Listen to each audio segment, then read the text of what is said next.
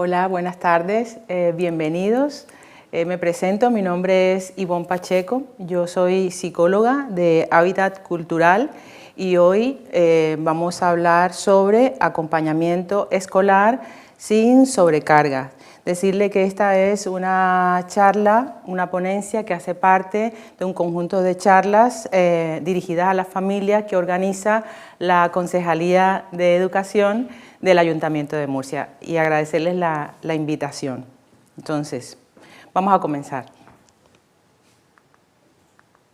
El objetivo de esta charla es ofrecerle estrategias a las familias para apoyar el desarrollo académico y personal de nuestros hijos sin caer en el estrés o la sobrecarga. Es decir, no es una charla sobre estrés propiamente dicho y tampoco es una charla dirigida a los niños o a los alumnos en un contexto de alumnado del colegio. Es una charla dirigida a los padres, a las familias. Entonces, antes, para continuar, una preguntita. Primero, ponernos de acuerdo un poco. ¿Qué significa realmente acompañar a nuestros hijos sin abrumarlos? Entonces, acompañar a nuestros hijos sin abrumarlos es apoyarles emocional, personal, académicamente, de manera instrumental, en sus deberes, pero manteniendo un equilibrio entre el estar presente para ellos y guiarlos sin interferir excesivamente en su autonomía. ¿Para qué? Para permitirles equivocarse, que cometan errores y de esa manera aprendan por sí mismos. Entonces, bueno, vamos a hablar de las fuentes de estrés escolar. ¿Cuáles son las fuentes de estrés? ¿De qué se abruman nuestros hijos? Entonces, para esto voy a referirme a una investigación que está liderada por García Moya, Jiménez Iglesias. Este es se llama El estrés escolar en el alumnado de secundaria en España. Es una investigación muy grande que se hizo con más de 50 colegios y 5.000 alumnos y es muy interesante, con muchos resultados, pero me voy a enfocar en los resultados sobre el estrés escolar. Entonces, ¿qué encontraron en esta investigación? Que habían unas fuentes de estrés escolar para nuestros hijos. ¿Cuáles eran? Por un lado estaba el perfeccionismo por cumplir las metas. Digamos que habían dos tipos, en la variable perfeccionismo había perfeccionismo negativo y un perfeccionismo positivo. El perfeccionismo negativo es ese que se nos impone desde fuera, que son esas altas exigencias que tienen nuestros padres o que tienen los profesores sobre nuestro rendimiento. Entonces, ese perfeccionismo negativo es una fuente de estrés para nuestros hijos. Por otro lado estaba la presión académica, el rendimiento académico y el exceso de deberes escolares. Presión académica en el sentido en que tienen muchas tareas, tienen muchas actividades dentro y fuera del colegio relacionadas con el colegio. Eso que se une a las quejas constantes de nuestros hijos del poco tiempo libre que tienen para el ocio, que les genera muchísimo estrés, porque el descanso y el ocio también es importante para su bienestar. Y por otro lado, otra fuente de estrés reportada en la investigación era la incertidumbre por el futuro, sobre todo para los alumnos que estaban terminando la etapa escolar secundaria, que estaban en cuarto de la ESO, tercero, cuarto, o los que pasan al instituto. ¿Qué carrera voy a seguir? La nota que necesito en selectividad para poder acceder a una universidad. Tengo que escoger una carrera ahora, no sé qué estudiar, no tienen dinero mis padres, entonces no puedo continuar una carrera universitaria, tengo que ponerme a trabajar. En fin, una cantidad de decisiones al respecto de su futuro que generaban muchísimo estrés en los alumnos. Entonces, ¿cuáles son las consecuencias de ese estrés escolar? Pues me refiero a otra investigación. Hay otro estudio muy grande que es liderado por la Organización Mundial de la Salud, que es el el HBSC, y es un estudio sobre los hábitos de vida relacionados con la salud de los preadolescentes y adolescentes. Es un estudio muy grande, es un estudio a nivel internacional, en muchísimos países. Y hay un grupo de investigación en la Universidad de Sevilla que trabaja con el programa de aquí de España. Entonces, fueron 40.000 alumnos, 40.000 adolescentes de 11 a 18 años, 511 centros escolares de toda España. Hay muchos resultados muy interesantes, podéis buscarlo en internet, tienen una página web, pero en el tema del estrés escolar, ¿qué encontraron? Encontraron que a mayor estrés escolar, peor salud física y mental autopercibida. Es decir, que los alumnos que tenían mayores niveles de estrés reportaban peor salud. ¿En qué sentido? Quejas psicosomáticas, problemas digestivos, dolores de cabeza, problemas de ansiedad, nerviosismo, problemas en el cuello, que todo eso se va acumulando y va generando un problema grande en nuestros hijos. Dificultades emocionales, ansiedad, tristeza, depresión, incluso problemas de alimentación, comen mucho o comen poco, dificultades comportamentales, agresividad, tedio, fastidio, no quieren ir a clase, ausentismo. Entonces, en realidad son un conjunto de síntomas que nos deben preocupar y nos indican que efectivamente es un tema importante, que hay que prestarle atención y que es real en nuestros hijos. Siguiendo con el tema de este mismo estudio, quería traerle un par de datos interesantes. Uno es que estos son los resultados de toda España, luego vemos los de Murcia, en los resultados de toda España. Son muchas preguntas, solamente he seleccionado estas relacionadas con el estrés escolar. Se les preguntaba, ¿qué sientes hacia la escuela? Digamos que toda España el promedio es un 25%, me gusta mucho. Pero fíjense que los niños de 11 a 12 años, el 47.9% dicen me gusta, pero ya conforme van terminando la etapa escolar con los 11 y 18 años, ya no les gusta tanto, 13, 18 años. Va aumentando la complejidad y cada vez la motivación va disminuyendo. Se les preguntó, ¿cuánto te agobia el trabajo escolar? Un 28% en promedio en toda España, pero cuando son pequeñitos decían, bueno, me preocupa menos, están menos estresados, 14%. A medida que van avanzando, hasta los 17, 18 años que ya van terminando la etapa escolar, sube el nivel de estrés, 38%.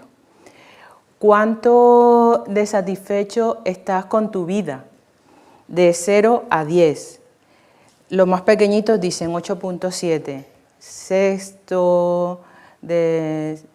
primero de la ESO más o menos.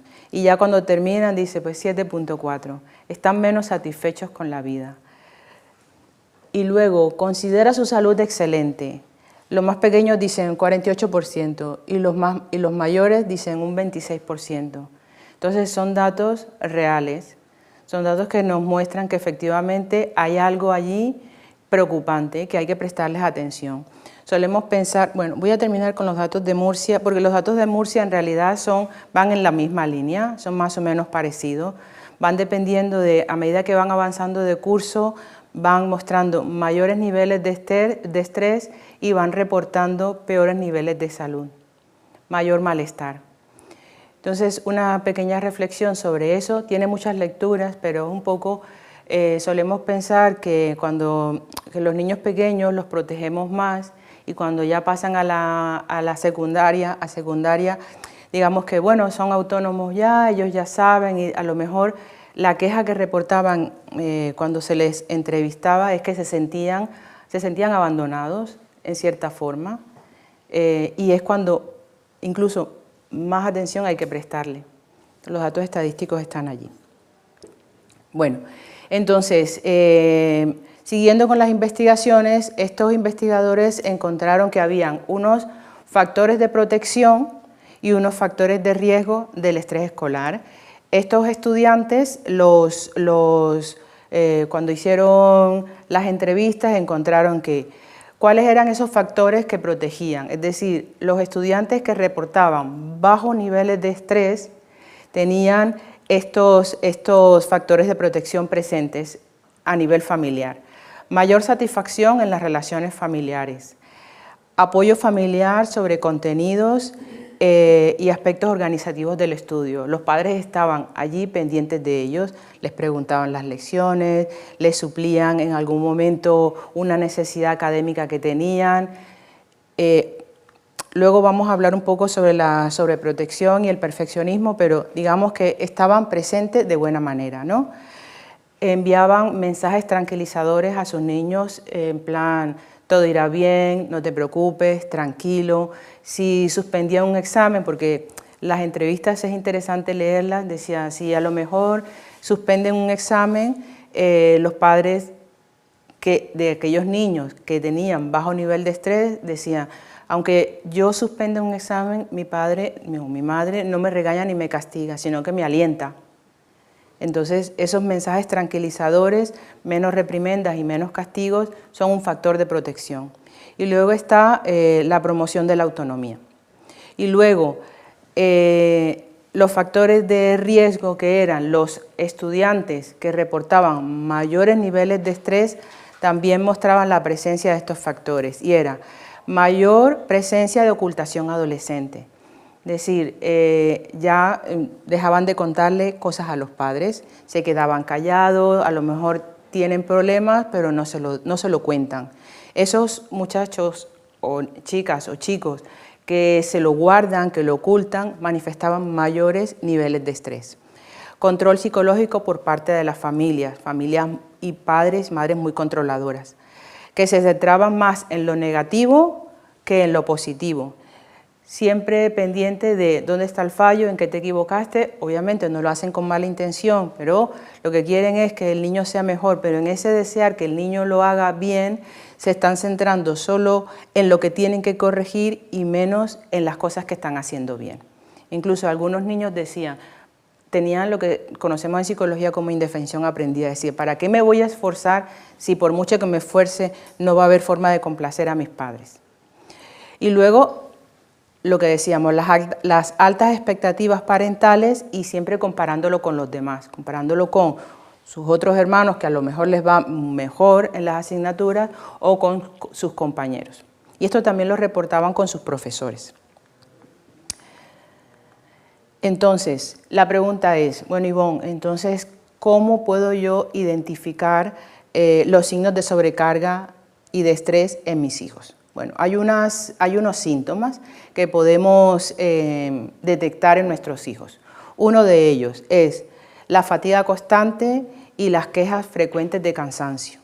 No es normal que un niño o un adolescente esté demasiado cansado. Si está exageradamente cansado, algo está pasando. Si está con baja energía y con desánimo, hay que prestarle atención. Normalmente un adolescente y un niño tienen mucha energía. Eso es lo normal. Baja autoestima o comentarios de no puedo hacerlo, esto es muy difícil. Entonces, ¿cómo se dice? Pensamientos de fracaso, de fallo, sin haber intentado hacer las cosas, también es un signo de que algo está pasando con nuestros hijos. Los cambios de humor, por ejemplo, irritabilidad, tristeza, mucha ansiedad, algunos ya tienden a la depresión o el enfado. No es normal esos cambios, porque es verdad que los adolescentes, sabemos que los adolescentes son más de primero hacer las cosas, de expresar sus emociones y luego pensarlas. Eso es normal porque es un cerebro inmaduro, todavía no ha terminado de crecer y madurar y su sistema límbico, su sistema emocional está más desarrollado. Entonces, ellos primero sienten y después es cuando le ponen lógica y piensan. Eso es normal, pero dentro de esa normalidad hay que prestarle atención cuando es duradero en el tiempo, no es algo puntual, no es una explosión puntual. ¿Por qué no me dejas ir a la fiesta? A lo mejor, ¿no? O yo quiero ir a ese partido, ¿por qué no me llevas? Es cuando es duradero, cuando se hace más largo en el tiempo. Y luego, por supuesto, las dificultades para dormir, dificultades para conciliar el sueño, o al contrario, estar mucho tiempo despierto, el insomnio, que hay niños que les cuesta, jóvenes, chicos que les cuesta dormir. Y el desinterés por actividades que antes le gustaba, antes le gustaba salir, antes le gustaba hacer cosas con sus amigos, con sus amigas, salir, y ahora está todo el tiempo encerrado, no quiere hablar con nadie, muy callado. Entonces eso nos puede dar indicios de que algo está pasando, algo está pasando. Voy a saltarme esto porque la resume mejor aquí. Entonces, ¿en qué consiste este acompañamiento? Entonces, bueno, ¿qué puedo hacer yo cuando yo detecto estos signos? Entonces, este acompañamiento, hay algunas pautas que nosotros como padres podemos hacer.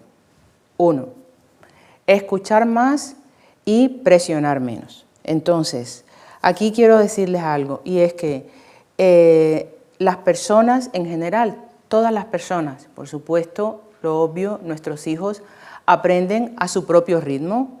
Ellos tienen un ritmo de aprendizaje y también depende de sus capacidades. Entonces, si nosotros queremos fomentar la autonomía, que nuestros hijos sean autónomos, nosotros tenemos que saber en qué etapa evolutiva se encuentra nuestro hijo. Y lo que no podemos hacer es exigirle cosas que no están dentro de su etapa, dentro de su nivel de desarrollo. A lo mejor queremos que él, esto es una charla general, tanto para madres de primaria, padres de primaria, como de progenitores de secundaria. Entonces voy a dar ejemplos de distintos niveles de desarrollo. A lo mejor nosotros esperamos que los niños aprendan a amarrarse los cordones cuando todavía no está preparado, o queremos que ya se bañen solos en la ducha cuando todavía no están preparados para hacerlo. A lo mejor hay niños que sí lo consiguen, porque hay niños que aprenden a caminar con 8 meses y hay niños que 1 año y medio todavía les cuesta, pero llegará tarde o temprano. Pero hay que saber que hay unos hitos en el desarrollo que se tienen que cumplir, entonces no podemos apresurarlo, y que cada niño tiene su propio ritmo. Entonces, evitar frases como debes ser el mejor, si no sacas buenas notas vas a fracasar, y cambiarlos como estoy orgulloso de tu esfuerzo o siéntete orgulloso de ti mismo. A mí me encanta escuchar a Carlos Alcaraz cuando gana un partido y dice, me siento orgulloso de mí mismo. ¿No lo habéis escuchado? Me encanta oírlo. Dice, me siento orgulloso de mí mismo, y eso está muy bien. Por otro lado, está el tema de fomentar la autonomía. Entonces, aquí quiero decirles algo. El aprendizaje es un proceso de construcción continua de conocimientos. ¿Esto qué quiere decir? Que el motor, el centro de aprendizaje es el niño o el adolescente. Él es el protagonista de su propio aprendizaje. No son los padres, no son los tutores, no son los profesores. ¿Esto qué significa? Esto significa que nosotros, si queremos fomentar la autonomía de nuestros hijos, debemos permitir que él tome sus decisiones en cuanto a la organización de sus estudios, por ejemplo. Entonces, dejarle que sea él que decida cómo organiza su semana, dejarle que sea él, nuestros hijos que organicen sus exámenes. Ellos tienen que ir aprendiendo poco a poco. ¿Qué es lo que no tenemos que hacer? Es controlar todas sus rutinas, controlar todo, hacer las cosas por ellos, no dejar que se equivoquen. ¿Por qué? Porque así nunca van a conseguir lo que llamamos la autorregulación, porque si hacemos todo por ellos, ¿cómo aprenden? ¿Vale? Y tampoco quiero que se me olvide otra cosa que iba a decir, y era esta idea, que acompañar, estamos hablando de acompañamiento no es estar encima de nuestros hijos, es permitirles autonomía, pero con ese equilibrio, la autorregulación. Continuamos. Respetar sus emociones y su espacio personal. No minimizar sus preocupaciones. A lo mejor nos dicen, es que me siento triste o no tengo ganas. Dice, ¿cómo que no tienes ganas? Anda, vamos para el colegio. O tú vas al cumpleaños, o tú vas a hacer esto, o vas a hacer esta actividad, o vas a hacer lo otro. Entonces, cuando nosotros infravaloramos esas quejas y esas manifestaciones o esos sentimientos que nuestros hijos nos reportan, entonces rompe la comunicación. Esa línea que había entre padres e hijos se va resquebrajando poco a poco. Celebrar el esfuerzo y no solo los resultados. Entonces, aquí quería decir, el mensaje que quería transmitir aquí es lo siguiente. Cuando nosotros nos centramos en celebrar el esfuerzo de nuestros hijos, estamos buscando que ellos con el tiempo desarrollen lo que se llama motivación intrínseca. Mientras que si nosotros nos centramos solo en los resultados, eso se llama motivación extrínseca, es decir, cosas que están por fuera. Es decir, y es a corto plazo, no dura mucho. Entonces, si yo, por ejemplo, el ejemplo clásico de la nota, si yo celebro que saque un 10, él lo va a hacer para complacerme. Eso es una motivación extrínseca, la nota. Pero si yo saco una buena nota o simplemente se esforzó muchísimo, no consiguió el 10, incluso si no aprobó, pero sabemos que se esforzó mucho y yo felicito, elogio ese esfuerzo que el niño ha conseguido, con el tiempo él irá desarrollando lo que llamamos motivación intrínseca, que es mucho más duradera en el tiempo. Entonces, por eso nosotros hacemos énfasis los psicólogos en que hay que celebrar el esfuerzo, más no el resultado. Luego, crear un entorno de apoyo y no de presión. En este caso es mandar el mensaje de que los niños necesitan un espacio para estudiar. Ellos no pueden estudiar en medio de gritos, en el salón, con la televisión, con el fútbol, con todo el mundo centrado. Necesitan un espacio, una habitación en donde ellos puedan cerrar la puerta y concentrarse, sin gritos y sin exigencias. Es importante, pero no quiero centrarme mucho en este tema porque voy a hacer un poquito de publicidad de mis otras charlas. Este tema lo vamos a tratar en la siguiente charla, no, en la de más adelante, creo que es del 10 de diciembre, donde vamos a hablar de hábitos de estudio. La recomiendo porque va a estar muy buena, haciendo publicidad aquí de las siguientes charlas. Entonces, voy a continuar. Entonces, la pregunta que nos hacemos es, entonces, ¿en qué consiste un acompañamiento positivo? ¿En qué consiste? Entonces, hay una terapeuta del lenguaje canadiense, creadora de un método que se llama el método Hanen, ha hecho muchas investigaciones, ha escrito muchos libros y escribió un libro que me leí hace muchos años y que en realidad me impactó muchísimo, que se llama Usted hace la diferencia para que su niño pueda aprender.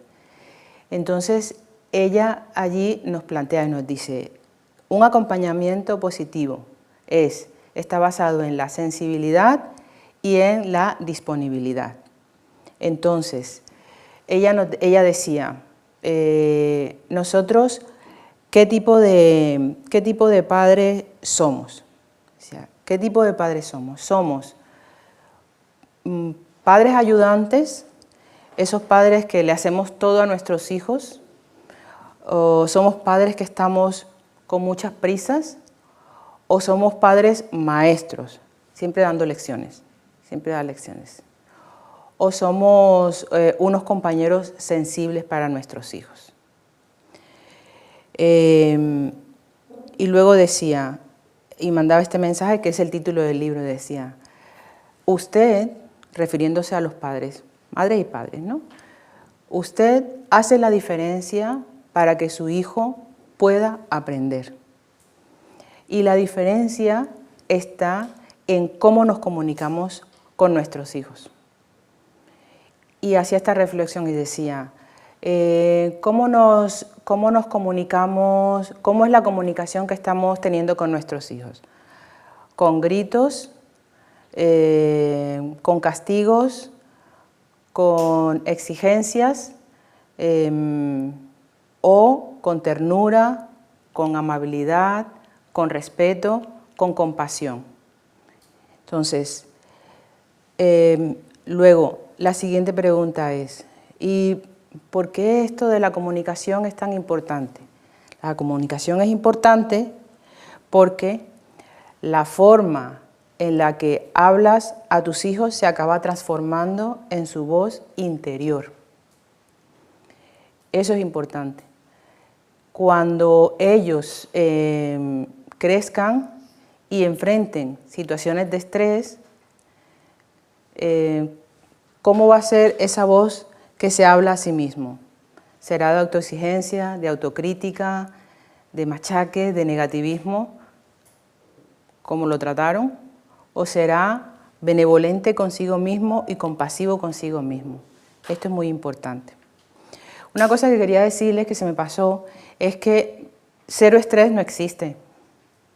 Cero estrés no existe. Si vivimos en este mundo, vamos a tener estrés, bajo o mucho estrés, pero cero estrés no va a ser posible, nunca. Lo que necesitamos son estrategias de afrontamiento de ese estrés, poder gestionarlo, poder manejarlo. Entonces no podemos decir, no es que no quiero nunca estar estresado, eso no va a ser así. Y momentos de estrés llegarán, momentos difíciles y dificultades llegarán todo el tiempo. Entonces, lo que hay que buscar es la forma de sobrellevar esas situaciones. Entonces, siguiendo con el tema de la comunicación, bueno, esto lo hemos hablado, respetar los tiempos y las capacidades de cada hijo, crear rutinas de estudio saludable y enfocarse, como hemos hablado, en los procesos y no en el resultado. Entonces, ¿cómo mejorar la comunicación entre padres e hijos? Entonces, primero, es importante trabajar la escucha activa. ¿La escucha activa qué es? La escucha activa es hablar nosotros menos y que ellos nos hablen y nos cuenten, sin criticarlos, sin juzgarlos, sin regañarlos, sin poner etiquetas.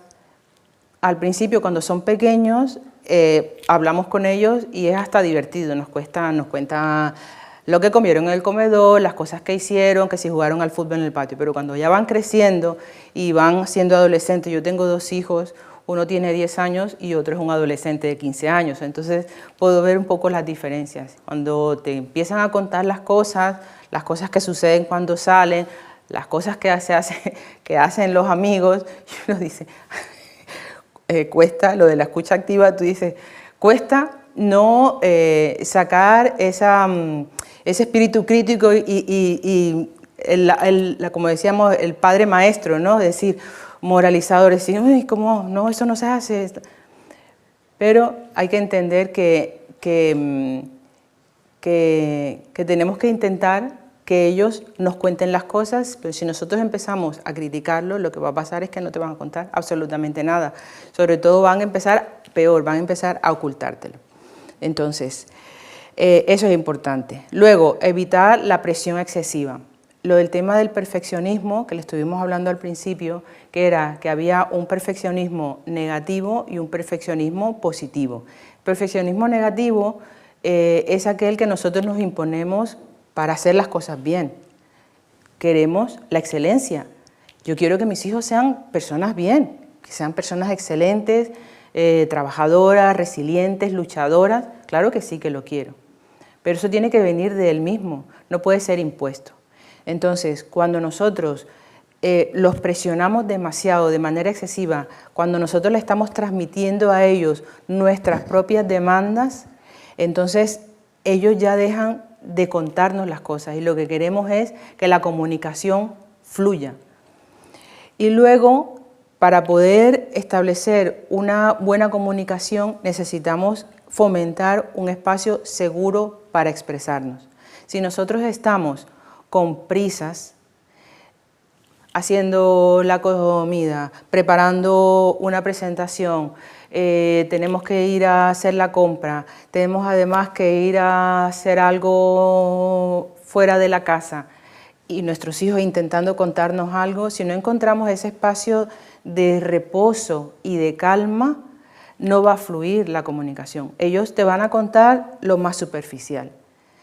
Cuando hablábamos al principio de la sensibilidad y de la disponibilidad, es estar ahí para ellos. A lo mejor ni siquiera sabemos qué decirles, porque nos cuentan cosas que tú dices, en realidad, la verdad es que no sé qué decirles, porque son unos problemas de los adolescentes tremendos. Nosotros estuvimos, el año pasado estuvimos dando unas charlas con Habitat sobre el manejo del tema de la sexualidad, y los adolescentes, porque fue para secundaria, nos contaban unas cosas que yo honestamente ponía mi cara de póker, pero de verdad que uno dice, ay, madre. O sea, son cosas muy duras, muy duras. Entonces, para que eso fluya, para que la persona pueda contarte, para que nuestro hijo te pueda contar, hay unos hijos que son maravillosos y te lo cuentan todo. Te hablan esto, te hablan lo otro, te lo dicen, pero hay unos que son los que justamente tenemos que prestar atención, que no cuentan absolutamente nada, súper callados, todos se lo tragan, no dicen nada, no les gusta molestar. Entonces, para este tipo de personas es importante disponer un buen ambiente, tiene que haber calma y tranquilidad y tenemos que encontrar ese momento y tal. Si estamos con prisa, eso no va a fluir. Entonces, continuando con el tema de la autonomía, ¿qué herramientas podemos usar para fomentar la autonomía de los estudiantes? Esta parte de aquí voy a decirla como un aperitivo, porque la voy a trabajar más adelante, el próximo jueves, el 28, que la charla va a ser específicamente sobre autonomía. Entonces, simplemente voy a dejar este abrebocas, porque luego lo vamos a profundizar el otro jueves. Entonces, hay unas herramientas, muchas más. Tienen que aprender a gestionar y a organizar su tiempo, a desarrollar habilidades de autoeficacia y de autogestión, y lo más importante es evitar la sobreprotección. Pero esto lo vamos a trabajar la otra semana, así que avanzo un poquito. Entonces, en resumen, es importante reconocer los signos de sobrecarga en nuestros hijos. Hay niños que son adolescentes, chicos que son expertos en ocultarle cosas a los padres. Y te preguntan, dicen, ¿cómo estás? No, estoy bien. Y los padres creen que están bien. Pero hay que hilar muy fino y hay que ser muy buen observador. El tono de voz, la mirada. No sé si os pasa, pero por lo menos mi madre es un detector y ella está muy lejos y yo la llamo por teléfono o cuando nos vemos por videollamada, ella sabe cuando yo estoy triste, cuando estoy enfadada, cuando estoy tranquila, cuando estoy feliz. Me dice, ¿qué te pasa? Dice, estoy bien. Dice, porque lo sabe, porque me ven los ojos y me conoce la voz. Entonces hay que aprender a ser como unos detectives privados con nuestros hijos. Luego, fomentar un acompañamiento respetuoso y positivo. Mejorar la comunicación y promover la autonomía. Entonces, decirles esto. La etapa escolar es una etapa desafiante. Suele ser un reto, no solamente para nuestros hijos, pero también para las familias. Pero también es una oportunidad para construir una relación sólida con ellos, sólida y significativa con nuestros hijos, porque esta etapa es corta, aunque se hace larga mientras la vives, en realidad es una etapa corta, teniendo en cuenta el tiempo que duramos, digamos, en la Tierra, ¿no? Hablando un poco existencialmente hablando.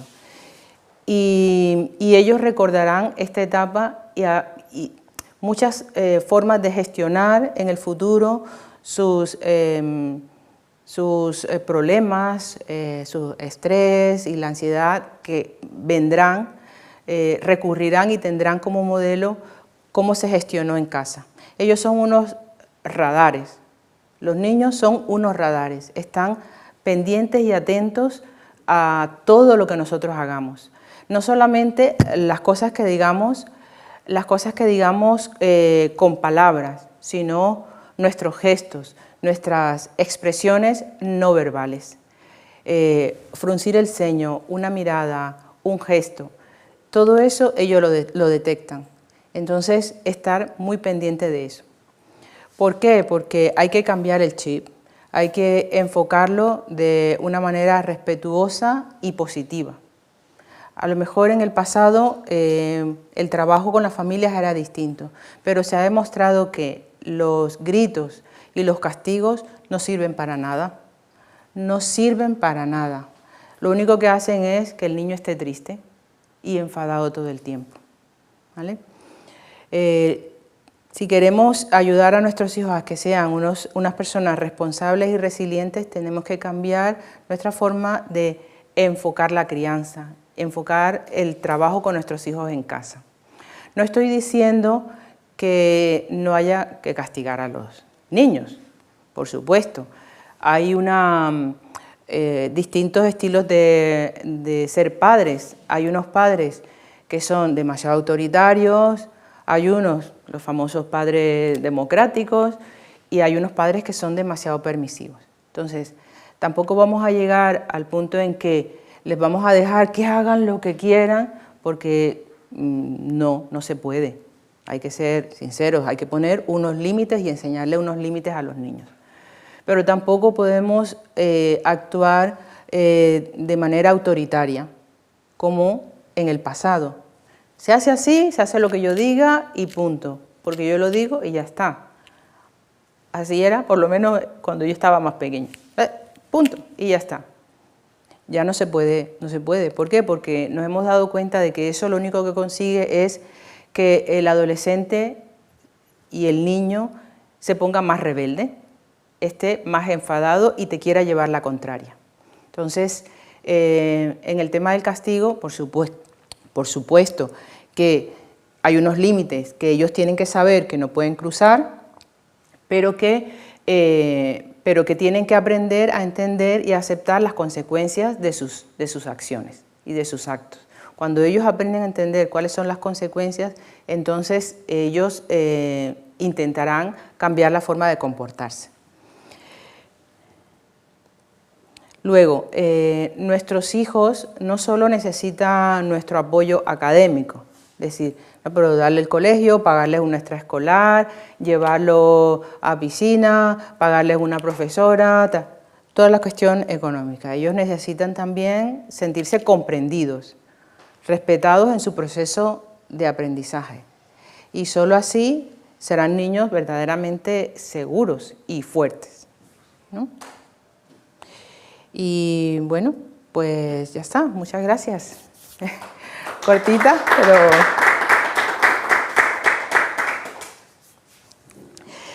voy a decir una cosita mientras vemos lo de las preguntas, y es que la próxima semana, voy a hacer un poquito de publicidad aquí de las siguientes charlas, el jueves 28 el tema va a ser el fomento de la autonomía. Luego, el 10 de diciembre, vamos a trabajar cómo crear hábitos de estudio en casa. Y luego, la última charla mía, porque las otras también van a continuar, pero estas son las que voy a hacer yo. 12 de diciembre, técnicas para mejorar la concentración y la atención en los estudios. Entonces, están cordialmente bienvenidos a esas charlas. Si no pueden ir a los lugares, pues por streaming ya sabéis que podéis seguirla. Y luego otra cosita más que quería comentarles es que hay unos recursos educativos que yo recomiendo para los padres, y es 4 libros que son El cerebro del niño explicado a los padres, que es el libro de Álvaro Bilbao, es un libro muy bonito, muy bien escrito, muy bueno, la verdad, me encantó cuando lo leí porque está dirigido, es técnico, pero está dirigido a los padres y te aclara muchas cosas, muchas dudas, precioso. Disciplina positiva, precioso también, de Jane Nelson. La clave no está en el castigo, sino en el respeto mutuo. Ahí me he comido una té, perdonadme. Niños optimistas, de Martin Seligman, es precioso, precioso. Viene a decir, es un libro así muy gordo, pero los niños aprenden de lo que observan sus padres, aprenden por imitación. Observan y repiten. Nos ven y repiten para bien o para mal. Y luego un libro que es un poco más técnico, que es Autoeficacia, cómo afrontamos los cambios, de Albert Bandura. Precioso, es más técnico, más psicológico, pero que también vale la pena leer. Luego hay unas charlas TED también muy bonitas sobre acompañamiento escolar, y luego os digo el nombre porque ahora se me pasa el nombre de la conferencia.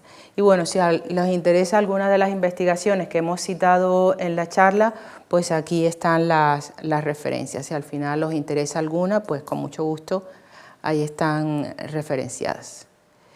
Y nada, entonces ahora que viene a continuación, viene la sección de las preguntas que tengáis vosotros aquí en la sala, primero, y luego nos vamos a ir a las preguntas que a través del chat en YouTube pueda tener alguna persona, el público que nos está viendo pues a través de internet.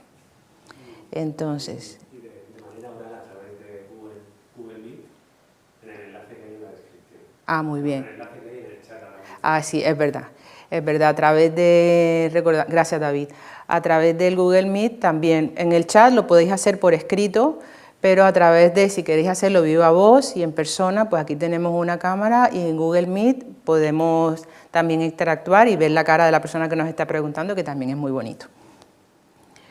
Y entonces me han dicho que ahora quite esto, ¿no, David?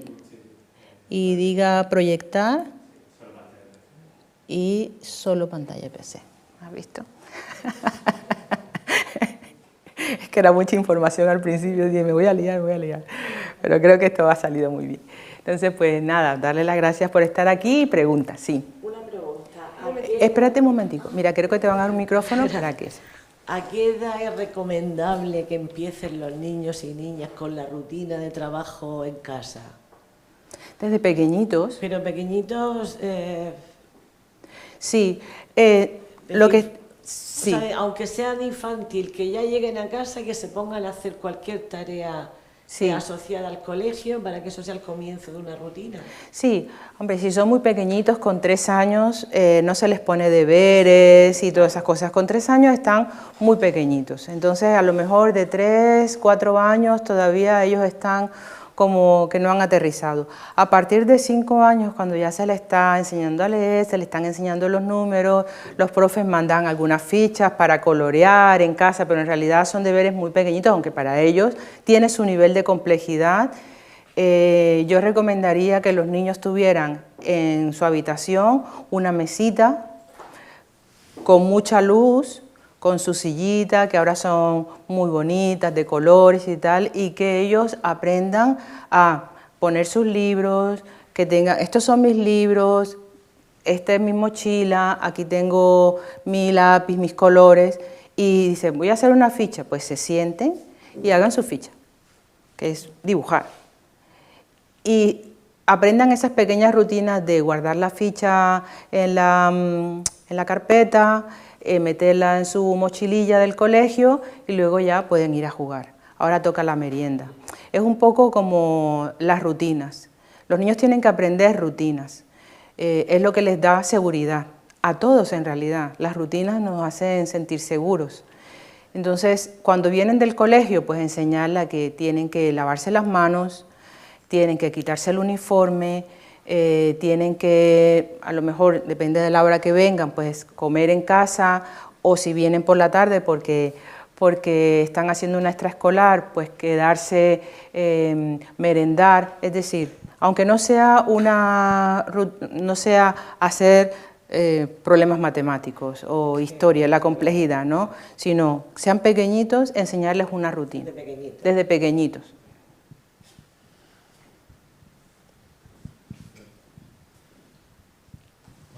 Yo creo que además de todas estas charlas son muy interesantes. Hoy en día tenemos ya en los colegios, en los institutos, tenemos orientadores de todo tipo, pero veo ahí por así decirlo, una contradicción. No sé cómo explicártelo. Una contradicción en el sentido de que has hablado de que, bueno, me supongo que eso será lo que tú estás hablando, el entendimiento entre padre e hijos. Si no lo castigamos o no le damos un poquito de empuje o no le restringimos ciertas cosas que ellos quieren siempre, pues no vamos a conseguir ese rendimiento. Habrá gente o niños que lo entiendan así y niños que no lo entiendan, serán más rebeldes.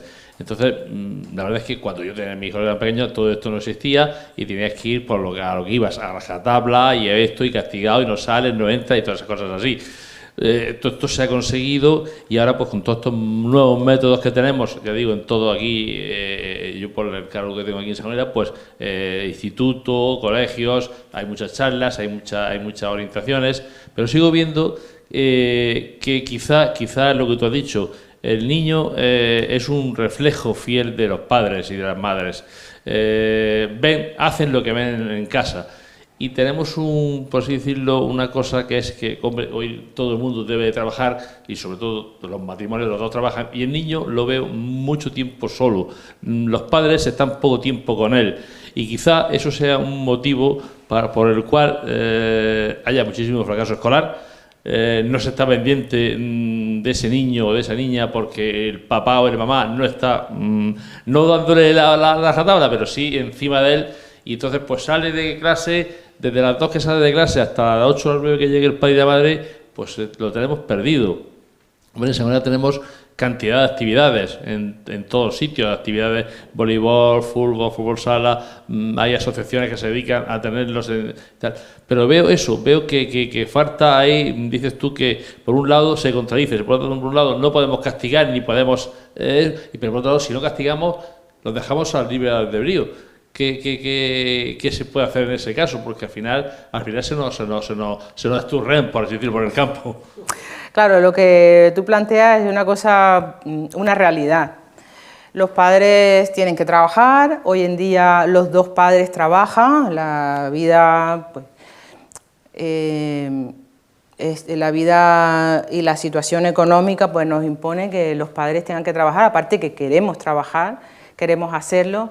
Entonces, si se van los dos, pues los niños se quedan, sí, efectivamente, muchos se quedan solos, tienen que quedarse o con los abuelos, o con los primos, o en las extraescolares, o si llegamos a casa, estamos cansados, estamos agotados, y al final, pues quien educa a los niños, pues ya sabéis, TikTok, YouTube y todo eso. O la calle, los niños que salen, pero cada vez menos. Los niños cada vez están más tiempo dentro de casa con los videojuegos y con las tablets y al final tienen unas niñeras tecnológicas, como decimos nosotros. Eso es un problema de la sociedad de ahora. Solución a corto plazo, hay que pensar y replantear un poco los estilos de la paternidad. No podemos decir no. Tiene que quedarse, no, porque los padres tienen que ir a trabajar, pero tienen que buscar un equilibrio entre trabajar y qué es lo más importante. Por ahí tengo yo un vídeo, no sé si lo tengo, porque este no es mi ordenador. Le preguntaron a un director de estos de baloncesto, dice, ¿qué es lo más importante? Porque el jugador se ausentó y dice, vamos a ver, ¿qué es lo más importante? ¿Un partido de baloncesto o que este padre tiene que ir a ver la función de su hijo? Lo más importante son los hijos. Entonces, ¿dónde están las prioridades? Lo más importante son nuestros hijos. Entonces, hay que buscar la manera de dedicarles tiempo. Hay que buscar la manera. Hay que encontrar una forma. Hay que buscar esa fórmula, hacer guardia, hacer turnos, hoy con tu madre, hoy con tu padre y tal, pero intentar quedarse con ellos. Porque el problema es que a veces no solamente decimos, bueno, yo estoy con ellos un ratico, pero es muy poquito. Es que estamos con ellos muy poquito tiempo. Dice, bueno, hablo con ellos por la noche, le doy un besito buenas noches, lo abrazo, le doy un beso, pero ¿cuántos son? ¿5 minutos? A lo mejor hay cuentos de 1 minuto. El otro día fui a una librería y decía, cuentos de 1 minuto. Le cuento un cuento de 1 minuto y ya luego me voy. Y entonces eso no nos puede traer a nosotros paz y tranquilidad. Eso no es suficiente. Hay que pasar tiempo de calidad y mucho tiempo con nuestros hijos. Solución a corto plazo, hay que cambiar el chip y buscar una fórmula, porque las prioridades, ¿qué es lo prioritario? Nuestros hijos y su bienestar. No están pequeños todo el tiempo, esta etapa dura muy poquito, pero la recordarán el resto de su vida. Entonces, no te he dado una respuesta, porque es que no la hay. No hay respuesta, pero es una reflexión interesante. No hay respuesta, es que sales a la calle y ves a todos los niños en la calle, en los jardines y tal. Tú lo que has dicho también, hay mucha tecnología y están también hoy en día. Recuerdo con mucha nostalgia que antiguamente el día de Reyes, el día después de la noche de Reyes, pues todos los jardines estaban llenos de críos con la bicicleta, con el juguete, con esto. Hoy en día sales ese día a la calle y no ves niños jugando con su bicicleta, con su espada, con su coche. El videojuego viene con un número. O sea que ya no tienes ni que comprarle la cajita, que dice una cajita, no, viene con un número. Y luego la tarjeta de Google Play también es un número. Entonces ya está. Entonces sales a la calle hoy en día, te vas a los jardines y ves todos los jardines llenos de niños. ¿Qué pasa? Pues ese niño, si no se le, por así decirlo, se le obliga o se le inculca que tiene que hacer los deberes y estudiar, no sé cómo va a llegar al día siguiente al colegio, porque lo primero que va a hacer va a ser dejar la mochila ahí en casa, salir corriendo y irse a jugar al jardín, en caso que se vaya al jardín, si no coger TikTok o el WhatsApp.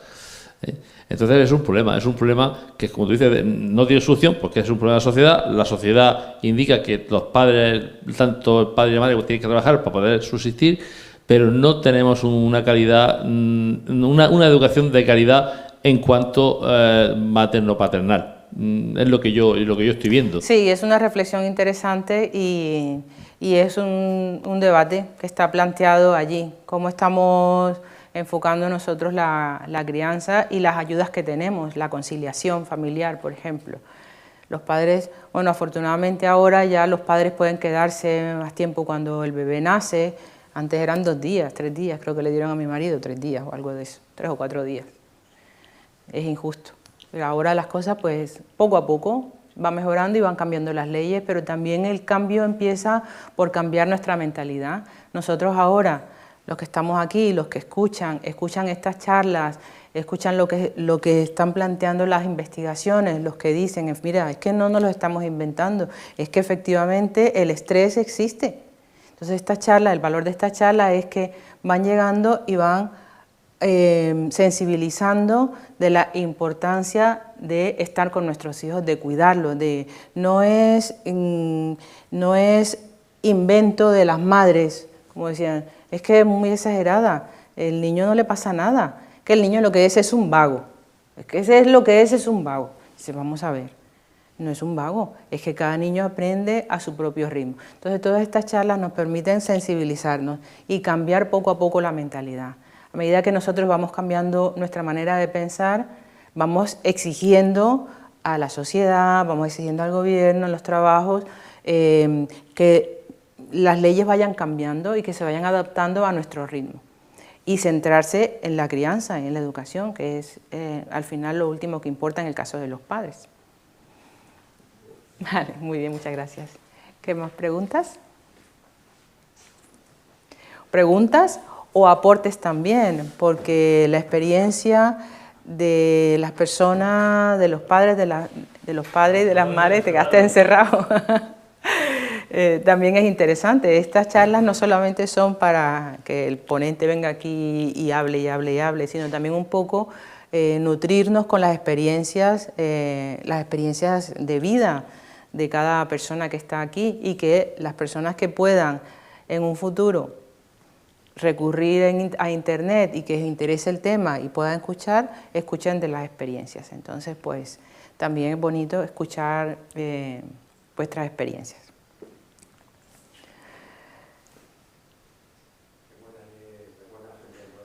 Bueno, y decir también que si tenéis preguntas podéis escribir en el chat de YouTube para para hacer la pregunta. O a través de Google Meet con el enlace que tienen ahora mismo puesto en el chat. Claro, en el chat de YouTube hay un enlace a Google Meet. Si os interesa y os queréis hacer la pregunta a viva voz, que se os vea quién es la persona que está hablando, pues ahí abajo en el enlace del chat de YouTube está el enlace y ahí podéis hacer la pregunta.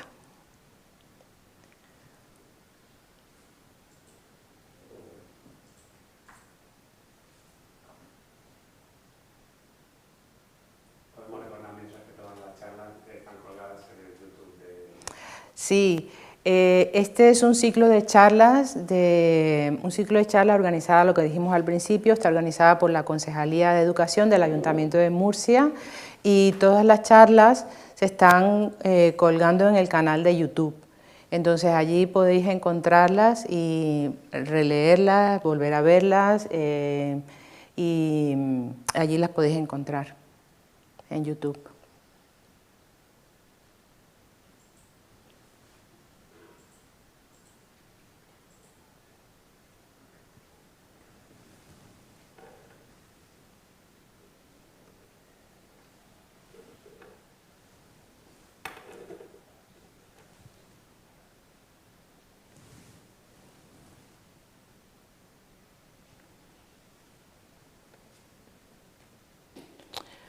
Hay una cosita que quería comentarles sobre el castigo, que se me olvidó decirle cómo hago para control L, ¿no? Vale. Que tenían la duda sobre el tema del castigo.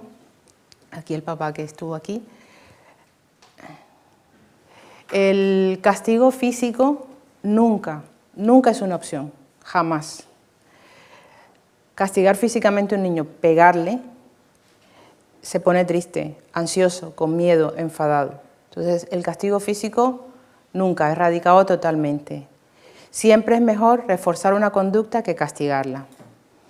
Las rutinas, los hábitos hacen que los niños se sientan mucho más seguros y así aprenden a comportarse mejor. Entonces, a veces los niños se despistan. ¿Por qué? Porque un día hacen una cosa en la casa, otro día hacen otra. Entonces, claro, no saben lo que esperan los padres de él. Entonces, los niños necesitan rutinas. Rutinas, aunque para nosotros sea tedioso, ellos lo necesitan.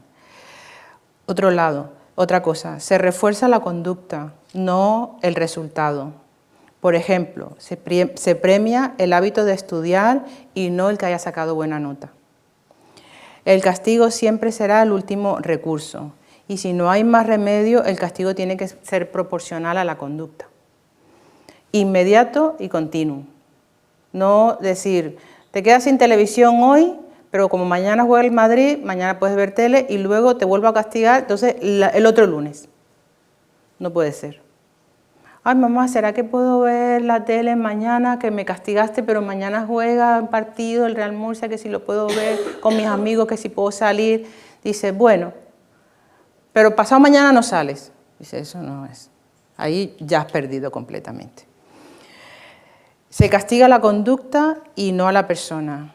Es más eficaz enviar al niño, por ejemplo, al rincón de pensar, que gritar, amenazar, porque solamente alimentan la conducta agresiva. A veces los niños solo quieren hacerse notar y destacar, llamar la atención de los padres. Entonces, enseñarles formas más positivas de llamar la atención, enseñarles una canción, enseñarles una payasada, hacer payasadas con nuestros hijos y enseñarles, ¿no? ¿Qué es mejor, castigo o refuerzo positivo? Siempre va a ser mejor el refuerzo positivo que el castigo, ¿no? Ahora, ¿hay que castigar? Sí, pero muy puntual y son unos casos muy específicos. Entonces era para responder la pregunta sobre el castigo al compañero. Y bueno, si no hay más preguntas...